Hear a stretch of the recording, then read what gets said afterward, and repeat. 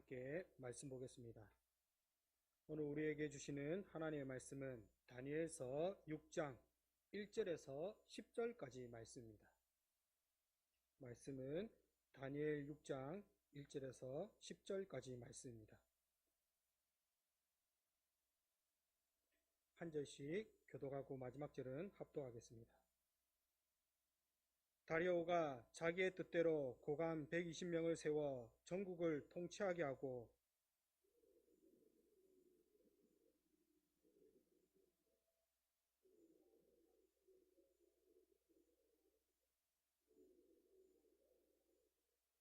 다니엘은 마음이 민첩하여 총리들과 고관들 위에 뛰어나므로 왕이 그를 세워 전국을 다스리게 하고자 한지라.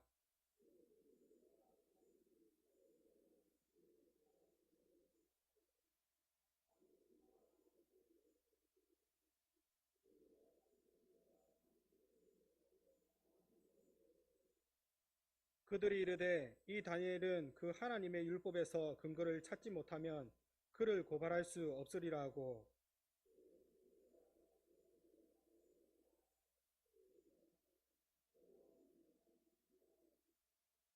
나라의 모든 총리와 지사와 총독과 법관과 관원이 의논하고 왕에게 한 법률을 세우며 한 금령을 정하실 것을 구하나이다.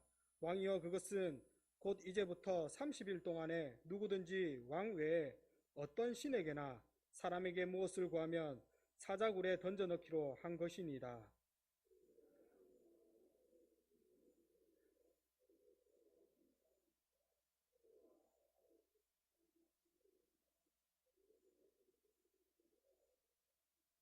이에 다리오 왕이 조서에 왕의 도장을 찍어 금령을 내리라. 다니엘이 이 조서에 왕의 도장이 찍힌 것을 알고도 자기 집에 돌아가서는 윗방에 올라가 예루살렘으로 향한 창문을 열고 전에 하던 대로 하루 3번씩 무릎을 꿇고 기도하며 그의 하나님께 감사하였더라. 아멘. 오늘도 말씀을 사모하여 오후에도 예배 자리에 나오신 여러분들을 환영합니다. 이 시간 믿음으로 산다는 것이라는 제목으로 함께 말씀을 나누고자 합니다. 요즘 시대를 보면 옛날과는 다르게 정말 편리해지고 물질도 풍부한 잘 사는 시대로 발전을 하였습니다. 그러나 이러한 문명의 발달에도 불구하고 여전히 어려움을 겪고 있는 사람들이 있습니다. 특별히 우리나라 코로나19를 맞이하여 전 세계적으로나 국가적으로나 어려움을 맞이하고 있으며, 또한 그 가운데 믿음을 지키며 생활한다는 것은 더더욱이 어려움을 감당하는 것입니다.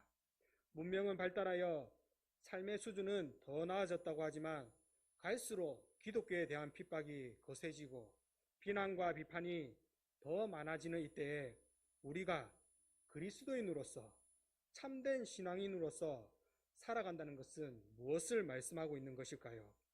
오늘 우리가 함께 읽은 다니엘을 보면 그동안 우리가 수없이 봐왔었고 귀에 딱지가 앉을 정도로 많이 들어본 인물이며 말씀입니다. 이처럼 우리가 다니엘에 대하여 많이 들어보고 보아왔지만 우리는 그가 하나님의 은혜로 총리가 되었다는 것, 그리고 그 가운데 잘 살았다는 것에 대해서만 집중해서 보았지, 정작 중요한 그의 삶의 고난 가운데 나타나는 신앙의 모습과 결단이 무엇인지를 심도 있게 살펴보지는 못하였다는 것입니다. 다니엘이 살던 당시의 유다를 보면 바벨론은 아수르 제국을 무너뜨리고 더 나아가 애굽 세력을 갈그미스에서 격파한 후 그 예세를 몰아 유다 왕국을 침공하고 1차 침공 때 유다 백성들을 포로로 끌고 갑니다. 이러한 침공은 이후에 2차례 더 걸쳐 이루어졌으며 유다는 바벨론의 3차 침공 때 완전히 멸망당하게 됩니다. 당시 다니엘은 바벨론의 1차 침공 때 포로로 잡혀가 바벨론과 바사 두 왕국에서 4명의 통치자 아래에서 약 70년이라는 시간 동안 공직자로 있었으며, 그리고 선지자로서는 암울한 시기에 유대 백성이 믿음을 잃지 않도록 격려하며 장차 누리게 될 영화로운 나라에 대하여 소망을 갖게 하는 사명을 감당하였습니다. 특별히 오늘 본문의 배경은 바벨론 멸망 이후 메대 왕국에서 다니엘과 관련하여 일어난 사건, 사자굴에 대한 사건을 집중하여 보도하고 있는데, 그가 악인들의 관계로 고난을 당하게 되었지만 그 가운데서도 신실하게 신앙을 지키고자 하는 모습을 통하여 오늘날 이 시대에 그리스도인이 믿음으로 산다는 것이 무엇인지를 한번 살펴보고자 합니다. 첫 번째로, 믿음으로 산다는 것은 무엇인가? 믿음으로 산다는 것은 마음이 민첩한 것을 말씀합니다. 3절에 보면 다니엘은 마음이 민첩하여 총리들과 고관들 위에 뛰어남으로 왕이 그를 세워 전국을 다스리게 하고자 한지라고 말씀합니다. 역사상 메데 바사 제국은 그 이전에 있었던 아수르 제국이나 바벨론 제국보다 더 넓은 영토를 지배하였습니다. 역사가 헤로도투스에 의하면 그 제국은 모두 20개의 거대한 도로 구성이 되었고 20개의 도는 다시 120개의 관할로 나누어졌습니다. 이처럼 많은 관할구를 지혜롭고 효과적이게 다스리기 위해서는 다리오 왕은 120명의 고관들, 즉 각 지방을 다스리는 총독, 태수들을 임명하였고 그 고관들을 효과적으로 관리하기 위해 그들 위에 총리 3명을 두었습니다. 이 총리는 머리, 우두머리를 뜻하는 것으로 당시 제국에서 가장 높은 우두머리는 왕이기에 그를 제외하고 올라갈 수 있는 최고의 자리, 최고위급 관리를 말하고 있는 것입니다. 당시 다니엘의 나이는 이미 80세가 넘었고 또한 메데 바사 제국을 세운 개국 공신도 아니었습니다. 오히려 다니엘은 그들이 정복한 바벨룩 제국에 속한 사람이었기에 새로운 제국의 왕이 오직 3사람에게만 주는 총리직을 다니엘에게 주었다는 것은 정말 놀라운 사실이 아닐 수가 없습니다. 우리가 가까이에는 우리나라만 보아도 알 수 있듯이 대통령이 바뀌게 되면 그 주변의 장관이나 인물들이 대부분이 교체가 됩니다. 특별히 옛날 그 시대는 왕이 바뀌게 되면 오히려 정치적인 자리뿐만 아니라 숙청을 당하는 경우도 비일비재하였는데 이는 왕만 바뀐 것이 아니라 그 나라 자체가 멸망당하게 되고 새로운 나라가 들어서는 가운데 다니엘이 여전히 총리직을 수행했다는 것은 놀라운 일이 아닐 수가 없습니다. 다니엘은 그가 사는 동안 무려 4명의 왕이 바뀌고 나라가 2번이나 바뀌는 동안 계속 총리직을 수행하였던 것입니다. 당시 다리오 왕은 다니엘을 그 3명의 총리 가운데 한 사람으로 임명을 하였습니다. 이는 단순히 바벨론 제국의 고위 관리로서 오랫동안 정책을 수행하고 풍부한 경험을 높이 샀기 때문에 그를 총리로 세운 것만이 아니었습니다. 다니엘의 나이가 80세가 넘는 고령의 나이에도 불구하고 그의 영혼이 맑고 청명하며 다른 모든 사람들보다 탁월한 지적, 정신적, 영적인 능력을 가지고 있었기 때문입니다. 그래서 본문에서는 다리오 왕이 다니엘을 총리로 세운 일에 대하여 마음이 민첩하였다라고 표현하고 있습니다. 다니엘에 대하여 마음이 민첩하였다는 것은 문자적으로 보면 그의 안에 탁월한 영혼이 있었다라는 의미입니다. 여기서 마음은 루아흐라는 말로 표현이 되었고 이는 영혼이라는 뜻으로 다니엘의 마음의 민첩함이 신적인 능력의 기운을 두고 있다는 것을 보여주고 있습니다. 사랑하는 성도 여러분, 우리가 직장 생활과 사업을 하는 가운데 그리고 어떤 일을 행함에 있어서 그에 맞게 준비하는 것은 참으로 중요합니다. 학생은 학생의 본분을 따라 열심히 공부하고 직장인은 그 직장에 맡겨진 일을 감당하기 위하여 전문적으로 준비하는 것은 마땅한 일인 것입니다. 하지만 그 개인이 열심히 노력하고 준비한다고 해서 모든 사람이 다 중요한 직분에 사용되는 것은 아니라는 것입니다. 물론 다니엘이 개인적으로 열심히 있고 지혜가 있는 사람이겠지만 그는 어려서부터 하나님의 영으로 충만한 사람이었으며 그러한 상태를 그의 평생에 유지하였기 때문에 그가 하나님의 선지자로 쓰임을 받았고 고령의 나임에도 불구하고 제국이 격변하는 가운데서도 새로운 왕에게까지 신임을 받게 되었던 것입니다. 우리가 비록 한글 성경에는 번역이 되어 있지 않지만 원문에 보면 총리들과 고관들 위에 콜이라는 단어를 사용하고 있는데, 이는 모든 이라는 뜻으로 단 한 사람도 다니엘보다 뛰어난 사람이 없다는 사실을 분명하게 나타내 보이고 있는 것을 볼 수가 있습니다.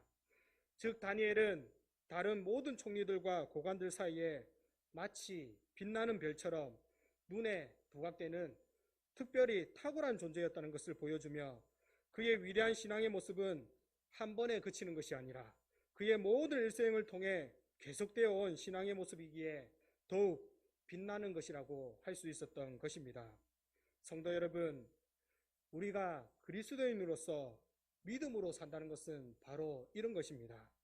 우리의 삶 가운데 어떤 일을 계획하고 그 일을 이루기 위하여 열심히 준비하고 노력하는 것도 필요하지만, 그보다 더 중요한 것은 그 안에 성령으로 충만하며 신앙의 모습이 계속 유지되고 있는가라는 것입니다.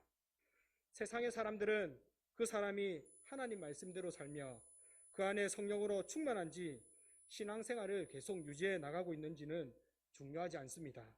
그들은 세상의 눈으로 물질적인 성공만 쫓아 행하기에 그렇습니다. 하지만 성도가 사는 인생은 그렇지가 않다는 것입니다. 왜냐하면 모든 인생과 모든 만물을 주관하시는 분이 바로 하나님이시기에 그런 것입니다. 따라서 다니엘이 그의 모든 삶 가운데 이러한 하나님을 알고 신뢰하였으며 날마다 하나님과 교제하는 삶을 살았고, 그의 마음이 하나님의 영으로 가득하였던 것처럼 우리 또한 날마다 하나님을 가까이하며 믿음으로 준비되어 하나님의 귀한 일꾼으로 세움받는 성도들이 되시기를 바랍니다. 두 번째로 믿음으로 산다는 것이 무엇인가? 모든 일을 함에 있어서 충성되게 행하는 것입니다.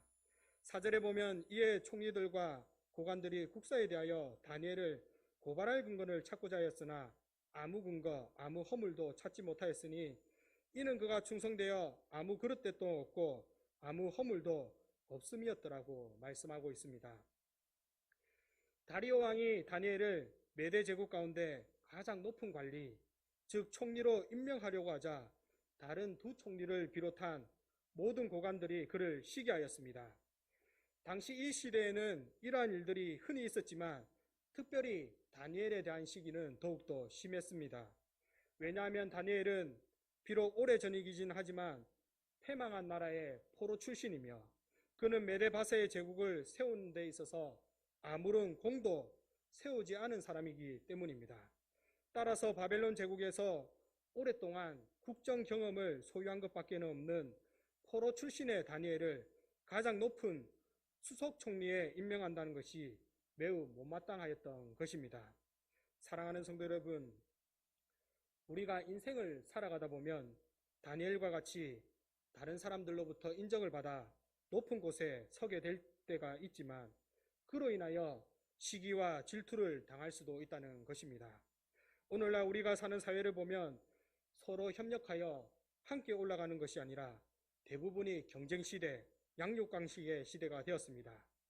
내가 남을 밟고 일어서지 않으면 나는 도태되고 뒤처지기에 남이 어떻게 되든지 내가 잘되기 위해서는 수단과 방법을 가리지 아니하고 올라서야 한다는 것입니다.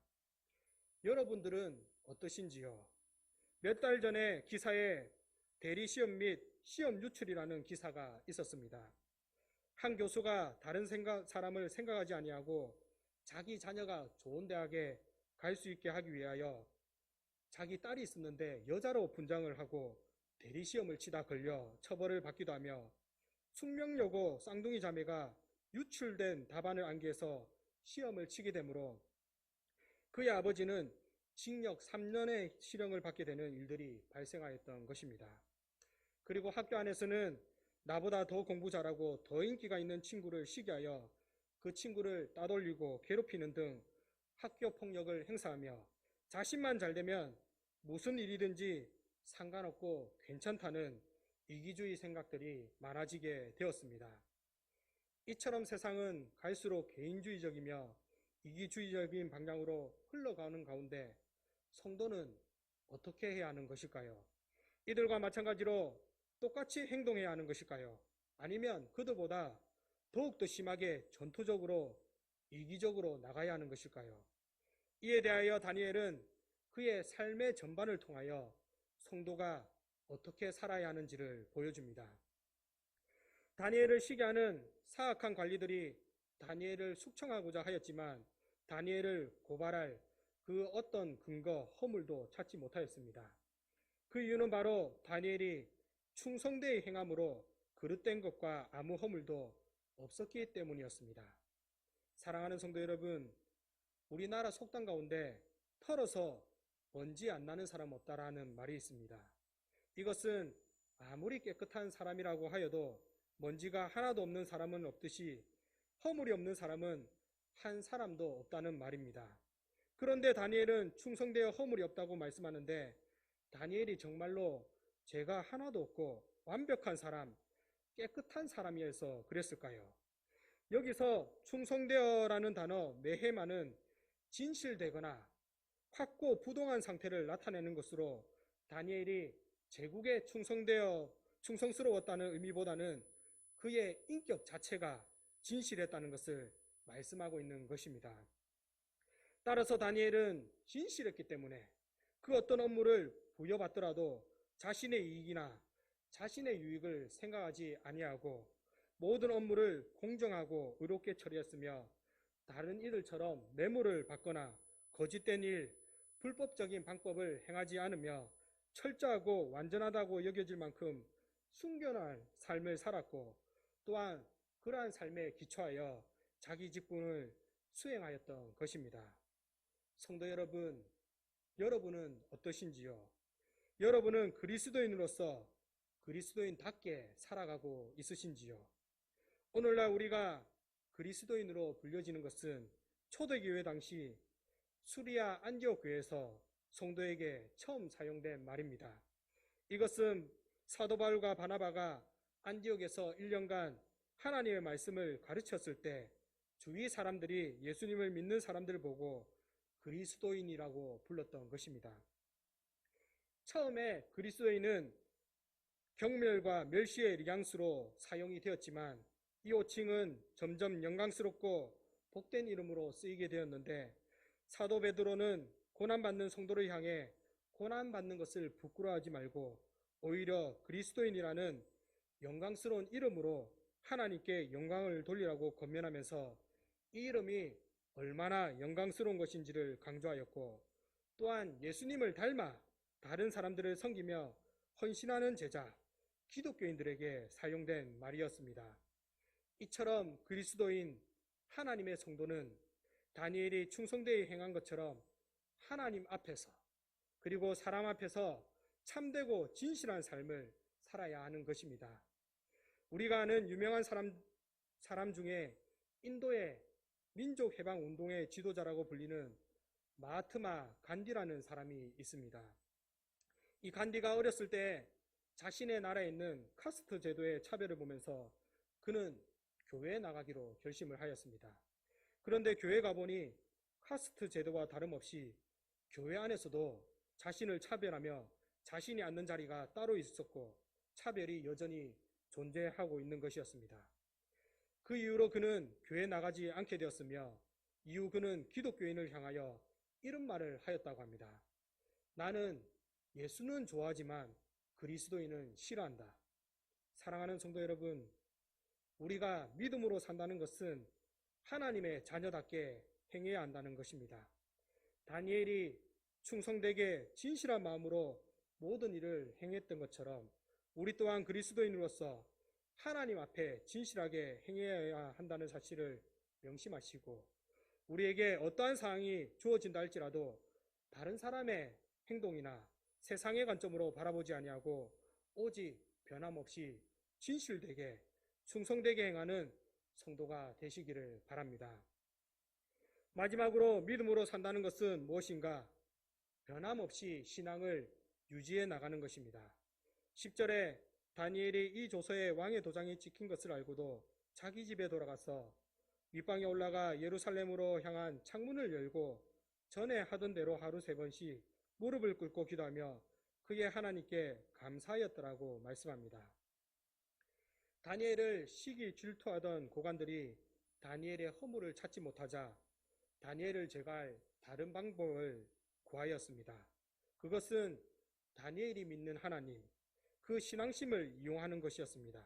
그래서 총리들과 고관들이 모여 왕에게 나아가서 왕을 위한 법률을 세울 것을 제안합니다. 그 법률은 이제부터 30일간 누구든지 왕 이외에 어떤 신에게나 사람에게 무엇을 구하면 사자굴에 넣기로 한다는 것인데, 왕은 이 말을 듣고 다니엘을 공경에 빠뜨리려는 법령임을 전혀 생각하지 못하고 자신을 높이며 자신을 위한 일이니 금령에 왕의 도장을 찍어 메대와 바사에 고치지 못하는 규례로 규정하게 되었으며, 이로 인하여 이제 본격적으로 다니엘에게는 고난이 다가오게 되었습니다. 다니엘은 하나님에 대한 신앙이 열심히 있는 사람으로서 그는 매일마다 예루살렘을 향하여 창문을 열어놓고 하루 3번씩 무릎을 꿇고 기도하였던 사람입니다. 일반적으로 히브리인들이 자주 기도할 경우 하루에 2번 아침과 저녁에 기도를 하였는데, 당시 다니엘이 하루 3번 집에서 기도하려면 아침에 왕실에 출근하여 저녁에 퇴근한다고 가정할 때 반드시 정오에는 집으로 돌아와 기도를 해야 하는 것이기에 여간 번거로운 일이 아니었을 것이며, 이는 쉽지 않는 영적 싸움이었을 것입니다. 특별히 다니엘이 하루에 3번씩 기도하였다는 것은 그가 아주 특별한 결단을 가지고 기도하였다는 것으로, 다니엘의 기도는 자기 민족의 회복과 예레미야를 통하여 계시하신 하나님의 회복의 약속 성취를 위한 기도였던 것입니다. 그런데 이제 이러한 법령이 제정이 되어 한 달간은 기도를 할 수 없는 상황에 이르게 되었습니다. 만약 여러분들이라면 이 상황 가운데 어떤 행동을 취하시겠습니까? 제가 예전에 동물의 왕국이라는 프로그램을 즐겨보았는데 거기 밀림을 보면 사자가 등장을 합니다. 특히 저는 젊은 2마리의 수사자가 함께 어울리며 사냥을 하는 장면을 보았는데, 2마리의 젊은 수사자가 힘을 합치니 사냥하지 못할 짐승이 없었습니다. 한 번은 2마리의 수사자가 먹이를 사냥하고 사냥하는 먹이를 먹는데 하이에나 떼가 다가오자 그 2마리의 수사자가 단번에 하이에나 목덜미를 물어 죽여버렸고 모두가 다 도망을 하였습니다. 당시 저는 그 사자의 이빨을 보았는데 그것이 얼마나 무시무시하든지 실제로 내가 거기에 있었다면 상상조차 하기 싫은 일이 발생했겠다라고 생각을 하였습니다.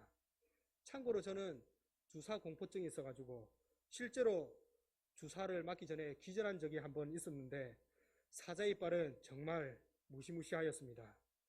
이제 왕의 조서가 내려지고 왕 이외의 대상에 대하여 기도하는 자는 그 무시무시한 사자굴에 던져서 사자의 밥이 되게 되는데, 다니엘은 변함없이 윗방에 올라가 예루살렘을 향한 창문을 열고 전에 하던 대로 그것도 하루에 3번씩 무릎을 꿇고 기도하였습니다.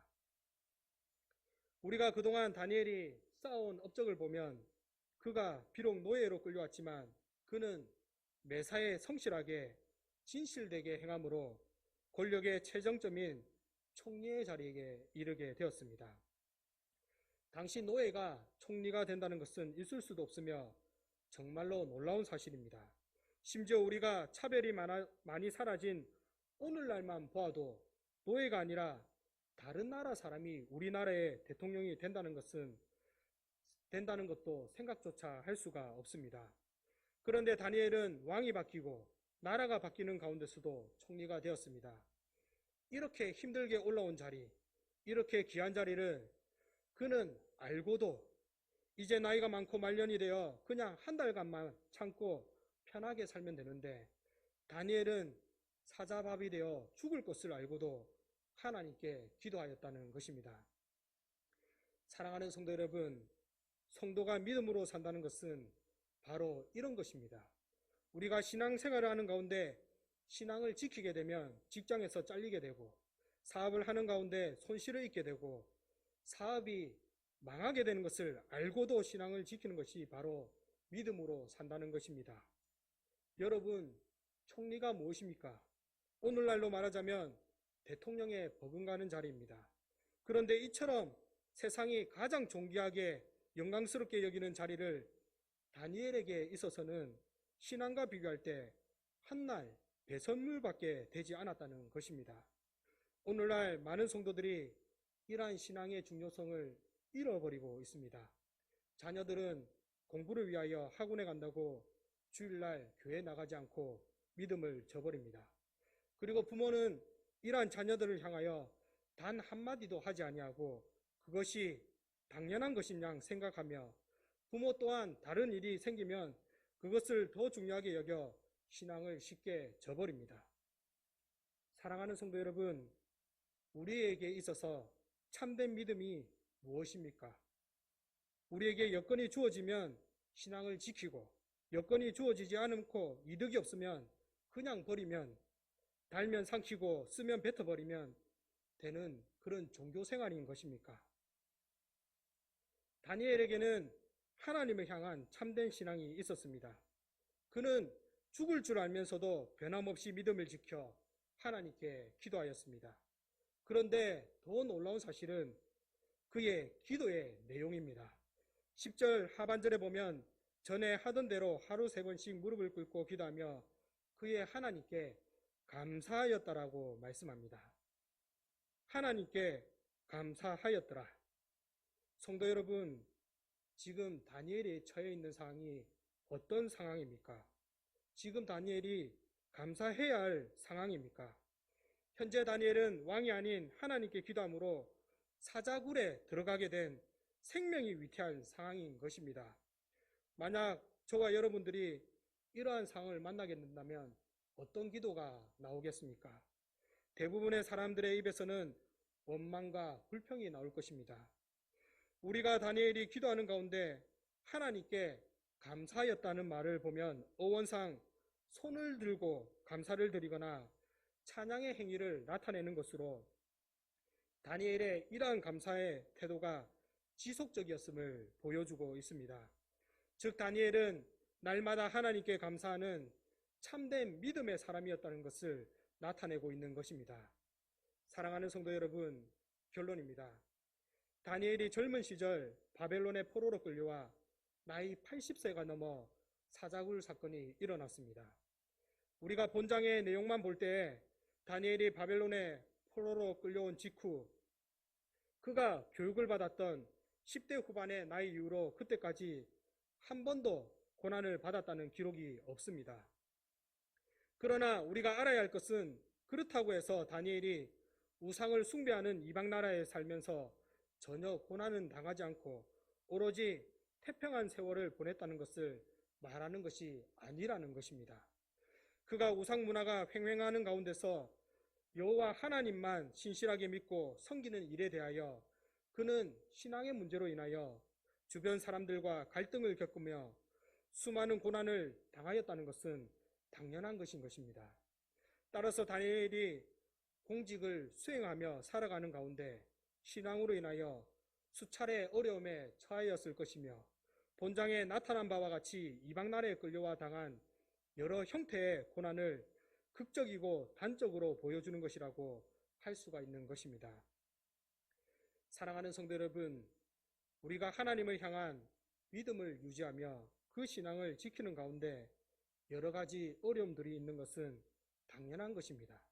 그래서 주님은 말씀하시기를 누구든지 나를 따라오려거든 자기를 부인하고 자기 십자가를 지고 나를 따를 것이니라고 말씀하시는 것입니다. 성도 여러분, 고난 없는 영광 그런 거 없습니다. 예수님께서도 고난을 받으셨고 고난 후에 영광스러운 자리에 앉으셨습니다. 우리가 당장 눈에 보이는 고난을 피하고자 믿음을 저버린다면 이는 영원하지 않는 잠시 있을 것을 위하여 영원한 것을 포기하는 가장 어리석은 일이라는 사실을 명심하시기 바랍니다. 그리고 이 세상의 왕국은 한계가 있지만 하나님의 권세와 나라와 통치는 영원하며 그분의 절대 주권하에 보호받는 신실한 성도는 세상 그 누구도 세상 그 무엇으로도 멸망시키거나 좌절시킬 수 없다는 사실을 다시 한번 명심하시고 우리가 어떠한 상황이 주어진다 하더라도 하나님에 대한 믿음이 절대 흔들리지 않고 변치 않는 굳건한 믿음을 소유하는 저와 여러분들이 다 되시기를 바랍니다. 다 같이 기도하겠습니다. 찬송과 존귀와 영광을 받으시기에 합당하신 아버지 하나님, 오늘도 우리를 불러주시고 말씀을 통하여 참된 그리스도인이 무엇인지를 알게 하시니 감사를 드립니다. 우리가 특별히 코로나19라는 어려운 시기를 맞아서 여러 가지 고난 가운데 있지만 그 가운데서 더욱 하나님을 신뢰하게 하시고 우리에게 그 어떠한 어려운 상황이 주어진다 할지라도 변함없이 하나님을 향한 믿음이 계속해서 유지될 수 있도록 도와주시옵소서. 이 모든 말씀 예수님의 이름으로 기도하옵나이다. 아멘.